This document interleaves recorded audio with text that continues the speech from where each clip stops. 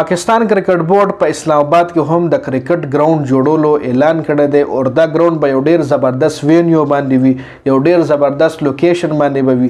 په دې ګراوند کې به دوه چته ګراوند به وي، مطلب تماشایانو د پاره به دوه چته ځای جوړیږي، لکه ډیر غټ ګراوند به جوړیږي چې زیات نه زیات تماشایان په دې کې میچ انجوای کوي. او یو سایډ به پکې خالی پرېږدي چې هغه سایډ باندې به مینار پاکستان دی. تصویر کې تاسو له هم ښکاري مینار پاکستان نه سوري فیصل مسجد هم ښکاري، مطلب د اسلام آباد فیصل مسجد سره جوخ په دغه ګراوند جوړیږي او دغه ګراوند نه به د فیصل مسجد ننداره هم تماشایان هم کول شي او ګراوند کې چې کم کلړیان لوبه کوي لبته هم ښکاري.